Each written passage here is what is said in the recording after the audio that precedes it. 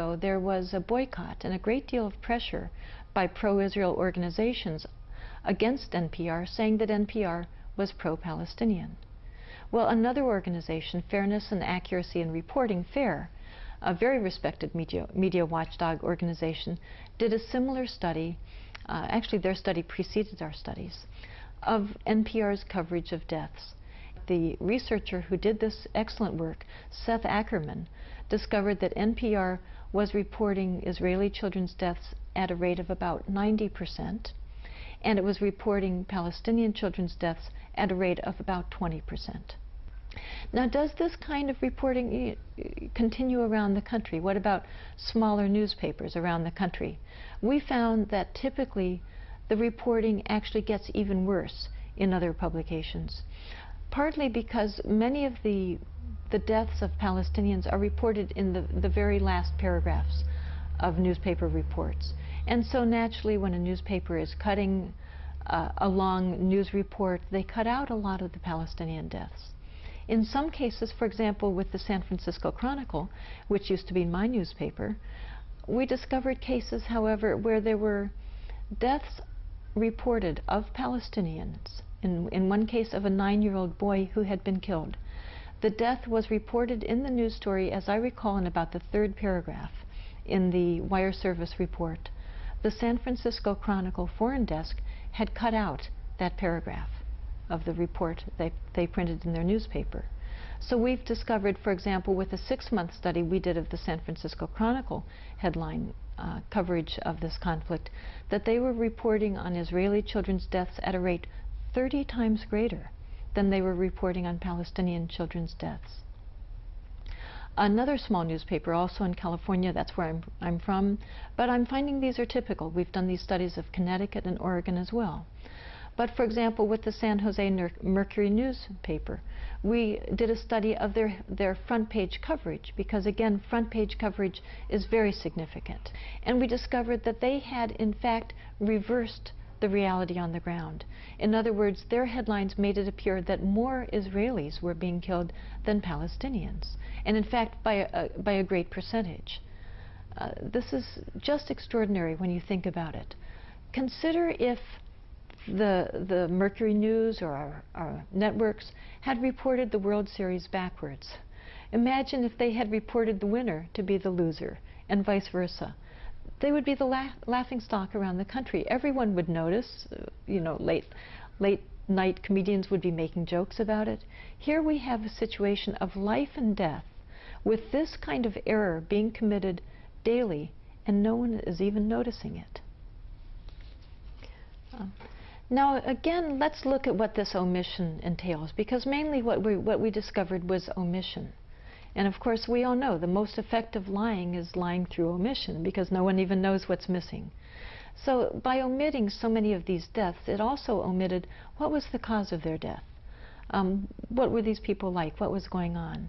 We discovered that in looking at children's deaths, we especially looked at the first month and collected the data we could gather on the Palestinian children who had been killed in that first month. Keep in mind that in that first month there had not been a single suicide bombing in Israel. There had not been a single roadside bombing. There had been no bombing. Not a single Israeli child happily had died yet in this conflict. And yet we found that child after child after child in the Palestinian territories had been killed. And as you'll notice, as you look at these reports, the largest single cause of their death was gunfire to the head. This we have found repeatedly to be the case. We also, of course, this omission and our reports didn't cover the injury rates, but Palestinians have been injured in also far greater rates than Israelis have been injured. For example, we discovered that in the first 3 months alone, 159 Palestinian children had had eyes shot out.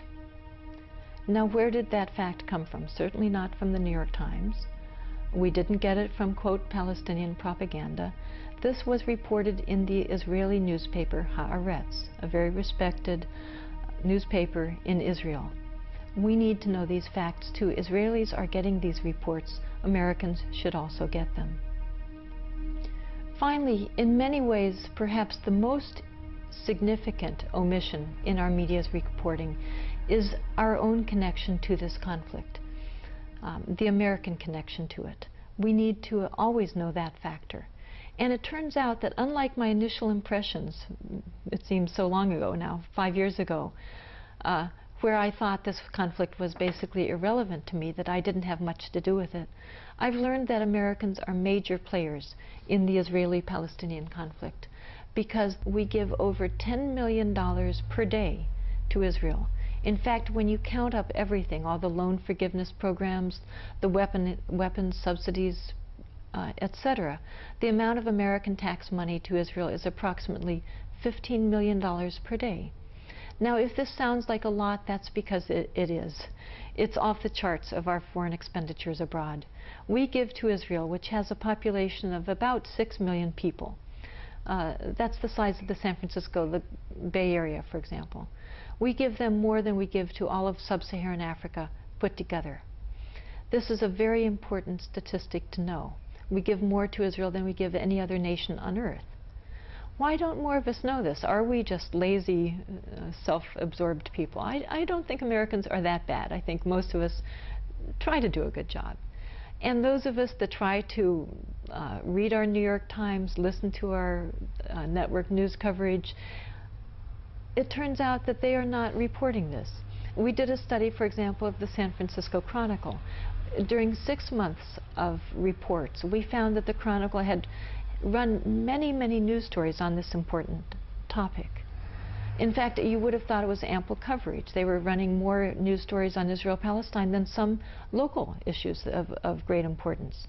And yet we counted up how many times the Chronicle had even mentioned U.S. aid to Israel, and found that out of that over 250 stories, they had only mentioned aid to Israel 3 times, usually in the last sentence of a story. And how many times had they given the full, accurate figure of the amount of aid that goes to Israel? We found they had never once done that. Sadly, what I've mentioned here today is really just the tip of the iceberg about the coverage and really lack of coverage of Israel and Palestine. I cannot suggest too greatly the profound seriousness of this situation. This is potentially an apocalyptic situation, as we see tragic war in Iraq, the discussion of perhaps warfare, certainly sanctions against Iran, against Syria. This is promoting regional instability of the greatest danger to the region, to all people in the region, to the entire world, and certainly to Americans as well. We need drastically better coverage and fuller coverage of what's going on. We need the full facts. Our children, I feel, I have 3 children, I feel that our children are being placed at serious risk by American policies. Now, other Americans can and should draw their own conclusions, but they cannot draw informed conclusions without having full, unbiased information. And we're not getting that yet. We won't get that until we all demand it.